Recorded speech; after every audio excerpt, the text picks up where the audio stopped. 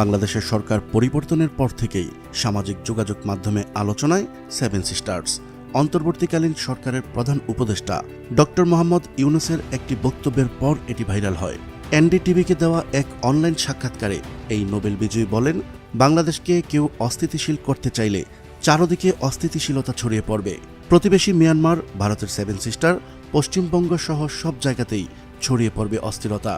বিশ্লেষকরা বলছেন, তালেবান আফগানিস্তান দখলের পর ভারত জম্মু কাশ্মীর নিয়ে যেমন চিন্তিত, ঠিক তেমনই চিন্তিত সেভেন সিস্টার্স নিয়ে। কিন্তু এই সেভেন সিস্টার্স কি? এটা নিয়ে কেন চীন ভারতের টানাটানি, তা জানাবো আজকের এই ভিডিওতে। চলুন শুরু করা যাক। বাংলাদেশ 3 দিক থেকে ভারত দ্বারা পরিবেষ্টিত।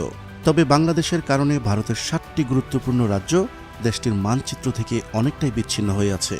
বাংলাদেশের উত্তর পূর্ব দিকে থাকা এই রাজ্যগুলো হল মেঘালয়, ত্রিপুরা, আসাম, মিজোরাম, মণিপুর, নাগাল্যান্ড এবং অরুণাচল প্রদেশ। এই 7টি রাজ্যই মূলত সেভেন সিস্টার্স নামে পরিচিত। এই 7টি রাজ্যের মোট আয়তন 2,62,184 বর্গ কিলোমিটার, যা ভারতের প্রায় 7% এলাকা নিয়ে গঠিত। সম্প্রতি ভারতের স্বাধীনতা দিবসে মণিপুর রাজ্যে কয়েক হাজার লোক নাগা পতাকা উড়িয়ে স্বাধীন ভূমির পক্ষে সমর্থন দিলে বিষয়টি বিশ্ববাসীর নজরে আসে এবং ভারত চীন সীমান্তে যখনই গোলাগুলি হয় কিংবা উত্তেজনা দেখা দেয়, তখনই আলোচনায় উঠে আসে শিলিগুড়ি করিডোর, যা চিকেন নেক হিসেবে পরিচিত। 60 কিলোমিটার দীর্ঘ এবং 22 কিলোমিটার প্রশস্ত পশ্চিমবঙ্গের এই করিডোরটি ভারতের লাইফলাইন। এই করিডোর হাতছাড়া হলে উত্তর পূর্ব ভারতের সঙ্গে দেশটির বাকি অংশের সড়ক ও রেল যোগাযোগ সম্পূর্ণ বিচ্ছিন্ন হয়ে যাবে। তাই চীন চাইছে এই করিডোরটি ভেঙে দিতে। অন্যদিকে ভারতের সদা সতর্ক, তারা দ্বিগুণ নিরাপত্তা বাড়িয়েছে। আন্তর্জাতিক গুরুত্ব রয়েছে এই ক্ষুদ্র করিডোরের।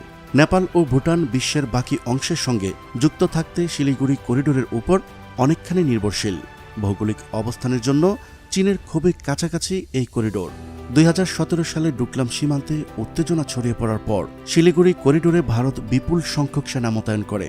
একই সময় চীনা সেনাবাহিনী সিকিমের কাছাকাছি তাদের শক্তি বৃদ্ধি করে। ওই সীমান্ত থেকে শিলিগুড়ি করিডোর আকাশপথে 40 থেকে 45 কিলোমিটার দূরে। চীন চাইছে দূরত্ব আরও কমিয়ে আনতে। বাংলাদেশ একটি গুরুত্বপূর্ণ অবস্থানে রয়েছে। চীন এবং ভারত উভয় দেশই বাংলাদেশকে পাওয়ার জোরালো চেষ্টা অব্যাহত রেখেছে। কিন্তু শেখ হাসিনা পতনের পর বেশ চিন্তিত ভারত। তবে বাংলাদেশকে কেউ অস্থিতিশীল করতে চাইলে চারদিকে অস্থিতিশীলতা ছড়িয়ে পড়বে। প্রতিবেশী মিয়ানমার, ভারতের সেভেন সিস্টার্স, পশ্চিমবঙ্গ সহ সব জায়গাতে ছড়িয়ে পড়বে এই অস্থিরতা। প্রিয় দর্শক, আজ এই পর্যন্তই। শুরু থেকে শেষ পর্যন্ত চেষ্টা করেছি ভারতের সেভেন সিস্টার্স নিয়ে সঠিক তথ্য উপস্থাপন করতে।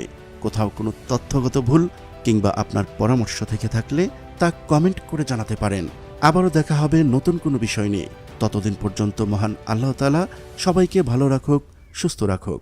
আল্লাহ হাফেজ।